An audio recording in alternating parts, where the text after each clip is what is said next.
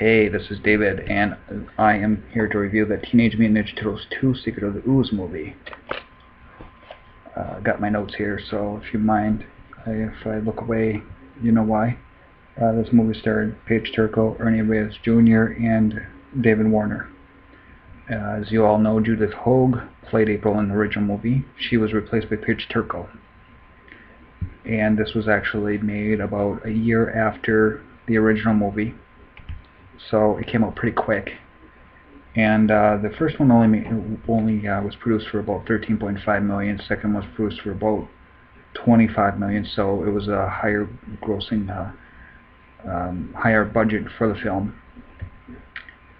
And interesting fact, before I get into the actual review and what's the movie about, this does have spoilers, by the way. So if you don't want to know what the movie is about, I suggest you stop watching. Michael Sisti and Leif Tilden, who were in the suits for the original movie, played Leonardo and Michelangelo. They actually returned to once again don the suits for the second movie. And Brian Toshi and Robbie Rist, along with Kevin Clash, came back to voice Leonardo, Michelangelo, and Splinter for the sequel. So they were the only ones to return. You'll also notice missing Casey Jones in the movie. He was not in the movie in the sequel. He was replaced by another actor, Ernie Reyes Jr., who plays Kano. So, about the movie, again, this has got spoilers, so if you haven't seen it, I suggest you turn away. Anyways, the movie basically begins with the Turtles saving Keno, pizza delivery boy, and from a bunch of thugs that were robbing a toy store. And the Turtles, who are now living with April O'Neil, because, of course, in the first movie, their place was overran by foot soldiers, and they had discovered their lair, so they had to move. And the only place to move was with April.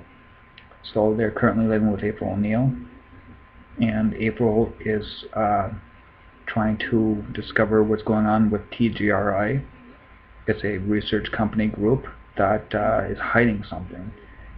And what they are hiding is they had years ago gotten rid of canisters of waste, ooze, and it was buried.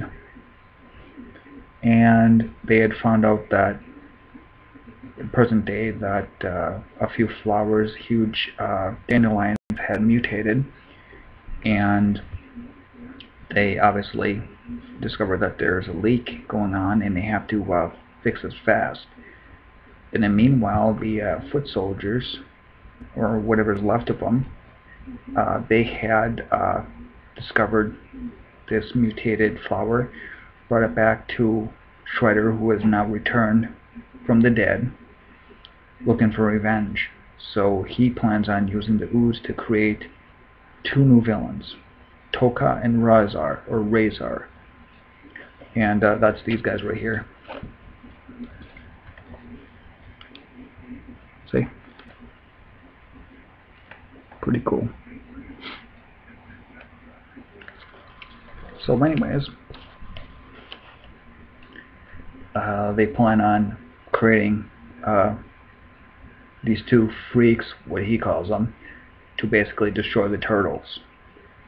And he kidnaps Professor Jordan Perry, played by David Warner, to get him to mutate these the snapping turtle and this wolf. And he does, and basically that's where the plot goes. It's the Turtles versus these two new supervillains plus Shredder. Rumor has it that they were actually thinking about having Bebop and Rocksteady from the 80s cartoon in the movie, but Eastman and Laird did not like it, did not like the idea, and decided to create these new characters. I personally would have loved to see Bebop and Rocksteady. I mean, it would have been kind of cool to make them more edgy than the cartoon. That cartoon were kind of stupid. Again, that's not a diss towards the cartoon because I love the original cartoon, but Bebop and Rocksteady were not smart. So, my review about what I thought about the movie. First things first, um, I didn't mind the new look for the turtles. They updated them, made them a little bit lighter, costume-wise. You can tell they're looking at them. They look a lot different in the first in this movie than the first movie. You can tell the lighter headbands, the lighter costumes itself. The turtles are lighter green. Costumes are made a little bit different. Look is a little bit different. Rough looks a lot different than the first one. But that's not a negative thing. I actually preferred the way they looked in the original one, but I didn't have a problem with the way they looked in this one. I actually thought the suits were nice. I wish a lot of the voice actors would have came back for the second one, but they didn't. Not all of them. It was interesting that they added a new character. They added Keno, the pizza delivery boy, which is not bad. Keno was a good character addition. I still missed Casey Jones because Casey had that kind of edge to him, and there were times where it seemed like they gave a lot of corny lines to Ernie Reyes Jr.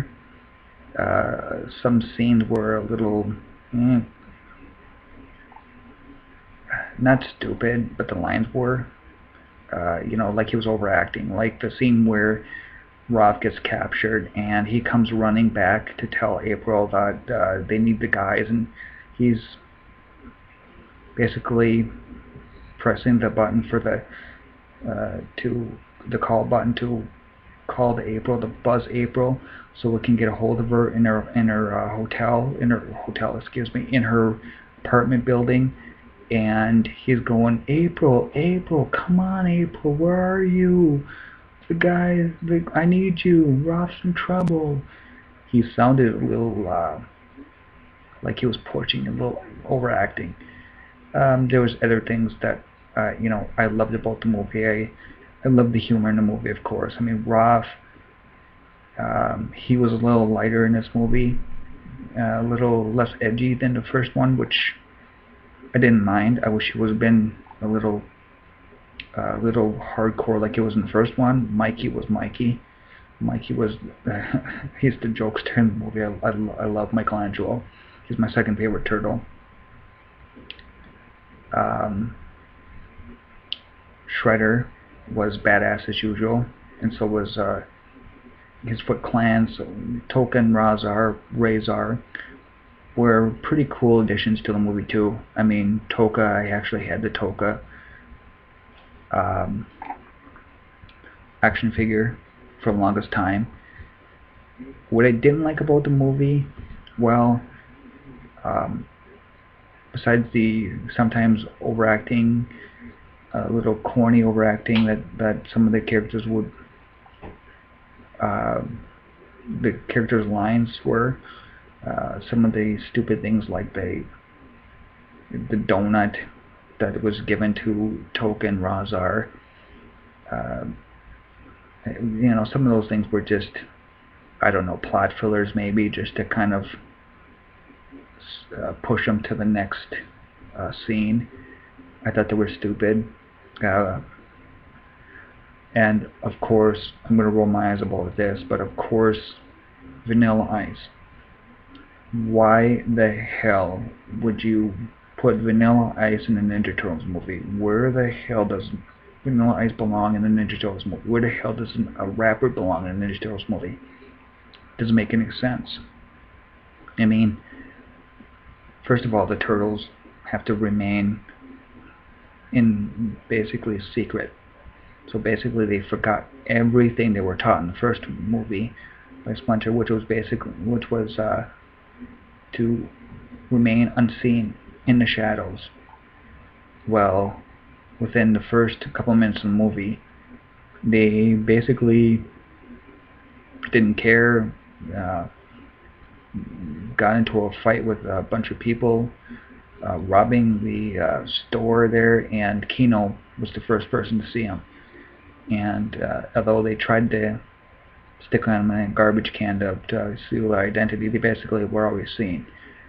Stuff like that, you know. The ninja rap was absolutely ridiculous. It was stupid. You know, he belongs in the movie just like MC Hammer would fit into a Rambo movie. I mean, really, I, I mean, the turtle ninja rap was so stupid, so lame. But the one thing about the movie that stands true is that it still was the turtles. The turtles were still the turtles. I wish they would have used their weapons more. Um, Unfortunately, because of complaints by uh, parents, they didn't use their weapons hardly at all in this movie. And the turtles, if you know about anything about the Ninja Turtles, they use their weapons only when they're supposed to, not when they, you know, just any time they feel like it. They use it when it's absolutely necessary. So, anyways, out of 10 turtle shells, my rating for this movie was a solid 8. Okay? If the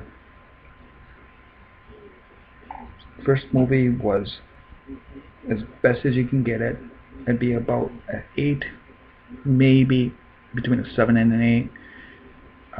It definitely was a worthy sequel to the, if I were to say so, worthy sequel. Um, and that's very rare to find nowadays. So see this movie, Teenage Mutant Ninja Turtles 2, Secret of the Ooze. That's my review. Hope you liked it. And until then, Cowabunga.